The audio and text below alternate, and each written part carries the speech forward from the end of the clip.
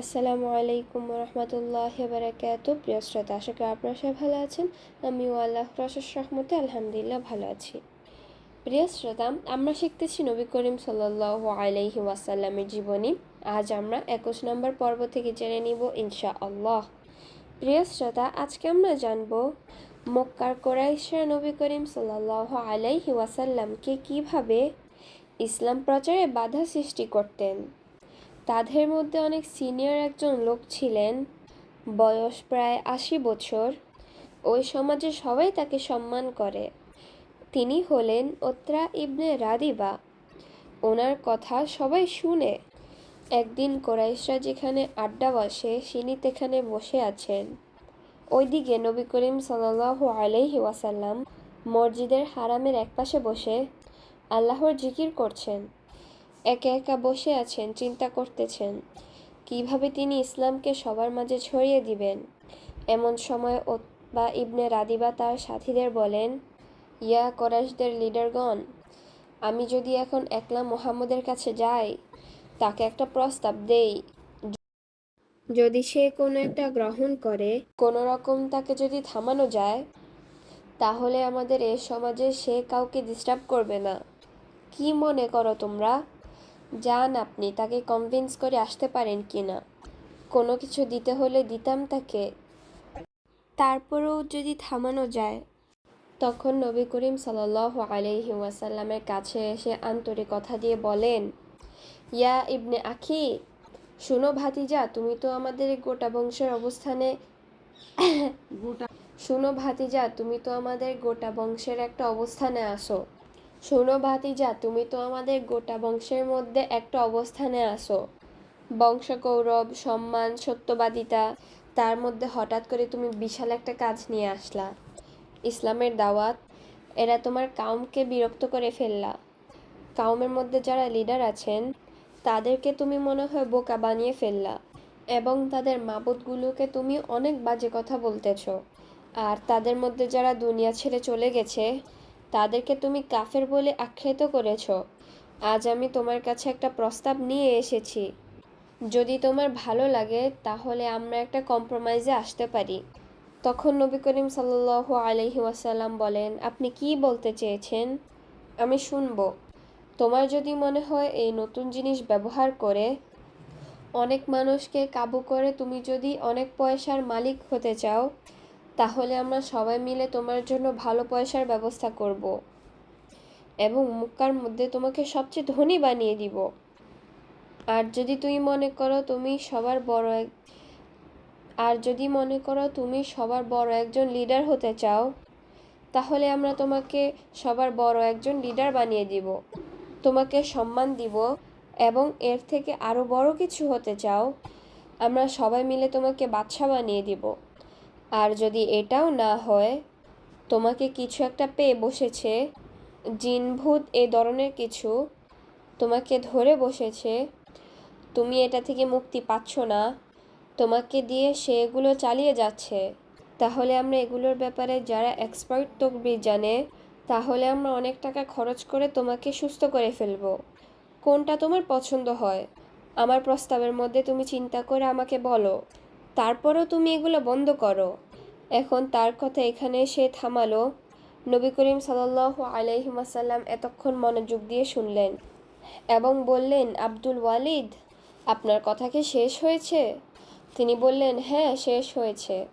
এখন নবী করিম সাল্লাল্লাহু আলাইহি ওয়াসাল্লাম বললেন, আপনি আমার কাছ থেকে শুনবেন? হ্যাঁ, অবশ্যই শুনবো। এবার নবী করিম সাল্লাল্লাহু আলাইহি ওয়াসাল্লাম বিসমিল্লাহ বলে কোরআনের কিছু আয়াত তেলাওয়াত করলেন। সূরা সেজদা 1 থেকে 5 নম্বর আয়াত।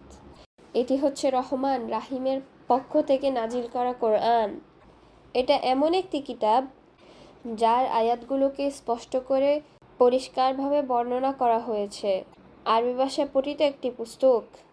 কোরআন অর্থ পাঠ্য বই ওই লোকদের জন্য যারা জানার চেষ্টা করে, জানতে চায়, বুঝতে চায় এবং কোরআন সুসংবাদ দান করেন, ভীতি প্রদর্শন করেন, সাবধান করেন। অথচ তাদের অধিকাংশ মানুষ মুখ ফিরিয়ে নিল, তারা শুনতে চায় না। তারা আরও বলল, হে নবী, তুমি আমাদের এগুলো শোনার জন্য ডাকছো? আমাদের অন্তরটা সুরক্ষিত হয়ে আছে। তোমার এই তেলাওয়াত আমাদের অন্তরকে কিছুই করতে পারবে না। তারা চ্যালেঞ্জ ছুড়ে দিচ্ছে। নবী করিম সাল্লাল্লাহু আলাইহি ওয়াসাল্লাম আরেকটু তেলাওয়াত করলেন। উতবা কিন্তু মনোযোগ দিয়ে শুনছে। তখন নবী করিম সাল্লাল্লাহু আলাইহি ওয়াসাল্লাম সিজদার আয়াতে চলে আসলেন। সঙ্গে সঙ্গে সিজদায় চলে গেলেন। তখন উতবা তাকিয়ে দেখলেন। তারপর নবী করিম সাল্লাল্লাহু আলাইহি ওয়াসাল্লাম আবু ওয়ালিদকে বলেন, আবু ওয়ালিদ, আপনি তো এতক্ষণ শুনলেন, আমি আপনাকে শোনালাম। এখন আপনি আর আপনার প্রস্তাব, এবার আপনি চিন্তা করেন। আমার পক্ষ থেকে এটা কবুল করা হবে না, বুঝতে পারছেন তো? নবী করিম সাল্লাল্লাহু আলাইহি ওয়াসাল্লাম আবার 16 নম্বর আয়াত তেলাওয়াত করছিলেন। হে নবী, তারা যদি আপনার সাথে বিরোধিতা করে, শুনতে চায় না, মুখ ফিরিয়ে নেয়, তাহলে আপনি বলেন তাদেরকে, আমি তোমাকে সাবধান করছি, ওই রকম বড় ধরনের আযাব তোমাদের উপর চলে আসবে যেরকম আদ এবং সামুদ জাতিকে ধ্বংস করা হয়েছে। তখন উতবা ভয়ে দাঁড়িয়ে গেল।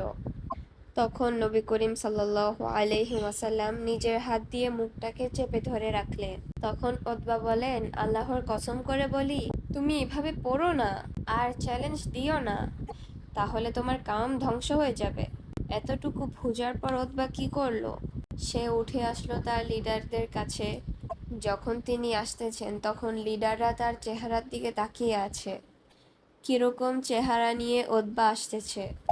তারা বলে, ব্যাপার কি? আবু ওয়ালিদ যে চেহারা নিয়ে গেছে, এখন দেখি আর সেই চেহারা নাই, অন্য চেহারা নিয়ে আসতেছে। তারা বলে, ঘটনা তো ভালো না। আবু ওয়ালিদ, কি ঘটনা, কি খবর, কি নিয়ে আসলা? ব্যাপার কি? তোমার চেহারাতে সুবিধা মনে হচ্ছে না। তখন সে বলল, কি বলবো, আমি যা শুনলাম, জীবনেও এ ধরনের কথা শুনি নাই। আল্লাহর কসম, এটা কোনো কবিতা না যেটা আমি তোমাদেরকে বলেছি। এটা জাদুও না, এটা কোনো মন গড়া কথাও নয়। হে কোরাইশ জাতি, আমার কথা শুনো, এটার দায়িত্ব তোমরা আমাকে দাও। কিছু ক্ষতি যদি হয়ে যায়, তোমরা এটা নিয়ে আর কোনো বাড়াবাড়ি করো না। সে যা করার করুক, তার কাজ তাকে করতে দাও, এটা নিয়ে আর বাড়াবাড়ি করিও না। আমি তার যে কথা শুনলাম, এটা কোনো ছোটোখাটো বিষয় না, এটা বড় কিছু নিয়ে আসবে। আর আরবের অন্যান্য লোকেরা যদি তার এগুলো পছন্দ না করে, তাহলে তারা এমনিতেই তাকে যুদ্ধ করে শেষ করে দিবে। আর যদি এমনও হয় গোটা আরব জাতি তার দিকে চলে যায়, তাহলে তো তার বাচ্চাই ভালোই জমে যাবে। আর সে যদি বাচ্চা হয়ে যায়, তাহলে তোমাদের লাভ হবে। আর সে যদি পুরা পৃথিবীর লিডার হয়ে যায়, তাহলে তো তোমরাও কিছু ভাগ পাবা। আমার মনে হয় তোমরা তাকে ছেড়ে দাও। তারা মন্তব্য করলো, ইয়া ওয়ালিদ, তুমি তার কাছে যা শুনতে গেছো, তার জবানে জাদু আছে। সে যে জবান দিয়ে পড়ছে, সেটার থেকে তোমাকে জাদুর আসর করেছে। সে বলল, আমি যেটাকে ভালো মনে করলাম তা বলেছি, নিবা না নিবা তোমাদের ব্যাপার। ওয়ালিদ ইসলামের কাছাকাছি এসেও তার নসিবে ইসলাম জুটেনি। এমনকি বদরের যুদ্ধেও সে গেছিল যুদ্ধ করতে। তার বয়স ছিল 80 বছর। সে অনেক শক্তিশালী সুঠানদের অধিকারী ছিলেন। বদরের যুদ্ধে কাফের অবস্থায় আল্লাহ তাআলা তাকে নিয়ে গেছেন। তারপর নবী করিম সাল্লাল্লাহু আলাইহি ওয়াসাল্লামের দুশমনেরা যুক্তি করে ওনাকে ঠেকানোর চেষ্টা করলো। তারা বলে, তোমার মুজিজা হিসাবে আমাদের কাছে প্রমাণ করো, তুমি যে নবী। মুখে দাবি করো তুমি নবী, অলৌকিক হিসাবে যদি কিছু দেখাতে পারো, তুমি সত্য নবী।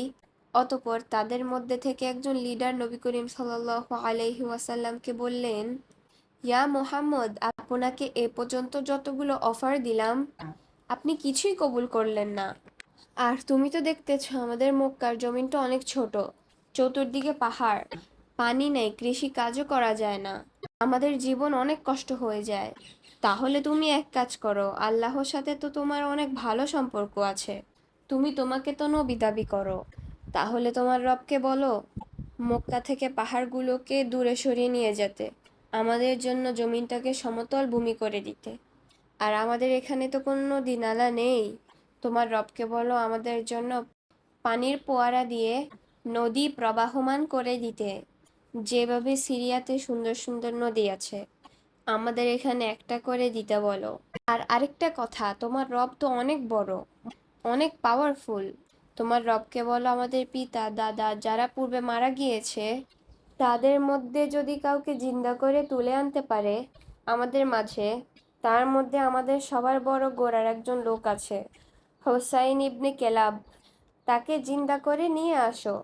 উনি একজন বড় মাপের মানুষ ছিলেন, তিনি সত্য কথা বলতেন। ওনাকে জিন্দা করে নিয়ে আসো কবর থেকে। ওনাকে আনার পর আমরা জিজ্ঞাসা করব, তুমি তো তোমাকে নবী দাবি করো, তুমি হক্ক নবী, তুমি সত্য নবী, আখিরি নবী।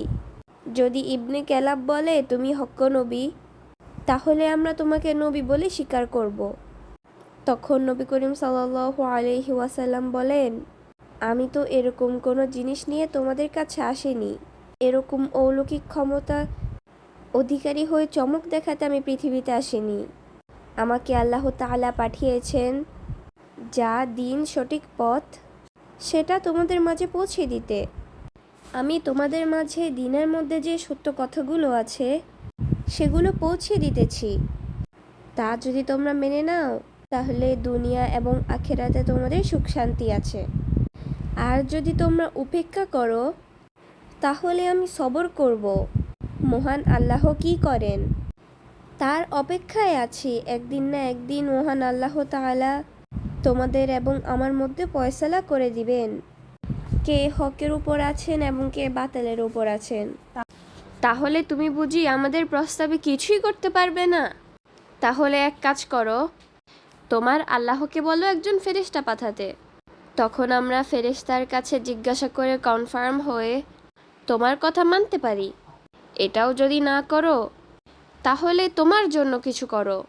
বিশাল বড় রাজপ্রাসাদ, বাগান বাড়ি এবং তোমাকে সোনারূপা দিয়ে ভর্তি করে দেখ, সেটা দিয়ে তুমি মহা খুশিতে থাকবা।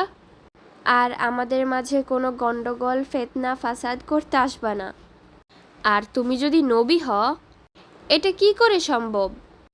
তুমিও বাজারে যাও, আমরাও বাজারে যাই। তুমিও রিজিকের জন্য কষ্ট করো, আমরাও করি। আর তুমি যদি নবী হও, তোমার আল্লাহকে বলো কষ্ট ছাড়া তোমাকে সব ব্যবস্থা করে দিতে। তাহলে আমরা বুঝতাম তোমার মান, মর্যাদা, সম্মান। আমরা হয়তো চিন্তা করতাম তোমাকে মানা যায় কিনা। এই কথাগুলো শোনার পর নবী করিম সাল্লাল্লাহু আলাইহি ওয়াসাল্লাম বলেন, তোমাদের এই কাজ আমি করব? আর আমি আমার রবকে এগুলো আমাকে দেওয়ার জন্য ছেড়ে বসবো? আমাকে এগুলো দেওয়ার জন্য আল্লাহ আমাকে পাঠাননি।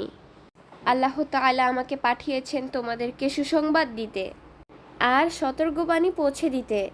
আমি আল্লাহর কাছ থেকে যা কিছু নিয়ে এসেছি, তোমরা যদি তা কবুল করো, তোমাদের আখিরাতের সৌভাগ্যের দ্বার খুলে দিবে। আর যদি প্রত্যাখ্যান করো, কবুল না করো, তাহলে আমি অপেক্ষা করব, সবর করব। আমার আল্লাহর হুকুম কখন কি হয়, তোমাদের মধ্যে আমার মধ্যে কিভাবে ফয়সালা করে দিবেন। আজ এ পর্যন্ত। আপনারা সবাই ভালো থাকেন, সুস্থ থাকেন, আমার জন্য দোয়া করবেন, আমার আম্মু আমার আব্বুর জন্য দোয়া করবেন। পরবর্তী ভিডিওতে দেখা হবে। আল্লাহ হাফিজ। আসসালামু আলাইকুম ওয়া রাহমাতুল্লাহি ওয়া বারাকাতুহু।